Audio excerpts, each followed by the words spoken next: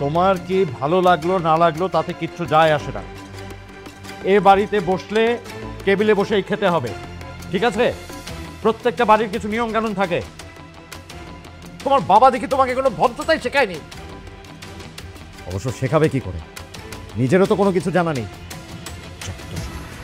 শোনো, সব জায়গার কিছু নিয়ম আছে। এই বাড়িতে থাকতে হলে এই বাড়ির নিয়ম কানুন ঠিক মতো মানতে হবে। গ্রামের ওই জঙ্গলি মেয়েদের মতো করলে হবে না। এটা ভদ্রলোকের বাড়ি, কথাটা মনে থাকে যেন। বাবা, আপনি রাগ করবেন না, ও ছেলে মানুষ কি না কি করে ফেলছে। আচ্ছা, আমি ওকে সব শিখিয়ে নেব। বুঝতে পারেনি বললে হবে না তো বৌমা। এত বড় একটা মেয়ে এই বাড়িতে আছে, এই বাড়ির নিয়ম কানুন জানবে না? আমি যেন আর কখনো মাটিতে বসে খেতে না দেখি। যত সব। বাবা, তুমি না খেয়ে চলে যাচ্ছ কেন? এত ছোট একটা বিষয় নিয়ে বেশি রাগারাগি হয়ে যাচ্ছে না? ব্যাপারটা তোমাদের কাছে ছোট হতে পারে, কিন্তু আমার কাছে না। ভাবি, বিশ্বাস করেন, আমি না একদম বুঝতে পারিনি মাটিতে বসে খেলে চাচা এরকম রাগ করে চলে যাবে। কবিতা, তুমি মন খারাপ করো না।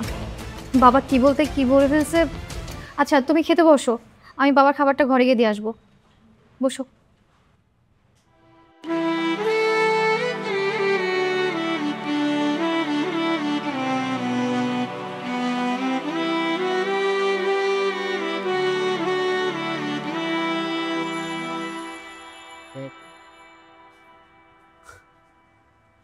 কি ব্যাপার?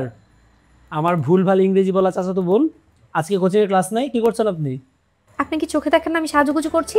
কোচিংয়ে সব মেয়েদেরকে দেখছি, তাই আমি ভাবির কাছ থেকে সব মেকআপের জিনিস নিয়ে আসছি। আমি বুঝলাম না, কোচিংয়ে তুমি কি পড়াশোনা করতে যাও নাকি অন্য কিছু? পড়াশোনার সাথে সাজগুজের কি সম্পর্ক? আরে, মেকআপ করলে গুড হার্ট, মানে মন ভালো থাকে, আর মন ভালো থাকলে পড়াশোনায় মন বসে। আচ্ছা, একটা কাজ তো করা যায়। আজকে আমি আপনাকে সাজাই দিই, দেখবেন এক মিনিটে আপনার মনও ভালো হয়ে গেছে। আমি মাপ চাইছি, আমার বোন অলরেডি যথেষ্ট ভালো আছে। তোমার এই আনারি হাতের মেকআপ নিয়ে আমার চেহারা 12টা বাজানোর কোনো ইচ্ছা নেই। Thank you. কি বললেন? আমার আনারি হাত? আপনি বসেন, আমি আজকে আপনাকে দেখাচ্ছি যে আমার আনারি হাত নাকি পাকা হাত। আর তুমি কি শুরু করতেছো? আরে লাগবে না প্লিজ, দেখেন বুঝাচ্ছে অনেক সুন্দর লাগছে। বোকা নাকি তুমি? মানুষজন দেখলে কি বলবে? এটা লিপস্টিক। Kabita please. আরে আরে দেই না, পাগল তুমি। আমির, কি হচ্ছে সব? এটা কি সার্কাস বাড়ি নাকি? না না চাচা, সার্কাস বাড়ি হবে কেন? আমি তো সাজুগুজু করাচ্ছিলাম, আর সাজুগুজু করলে মন ভালো থাকে। এক কাজ করি, আপনাকেও সাজা দিই, দেখবেন আপনার মনও ভালো হয়ে গেছে। এই, তুমি একদম চুপ করো, কোনো কথা বলবে না। বাবা, তুমি প্লিজ উত্তেজিত হও না, একটু শান্ত হও, আমি তোমাকে পুরো ব্যাপারটা বুঝাই বলবো। তুই আমাকে কি বোঝাবি? হ্যাঁ, কি বোঝাবি?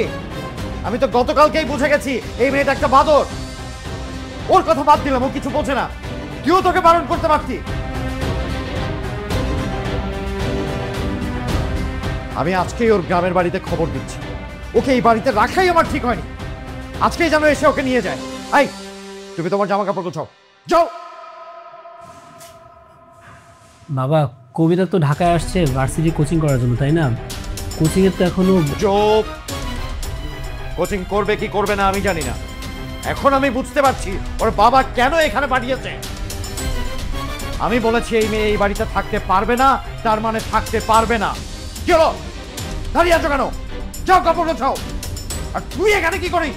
আউট।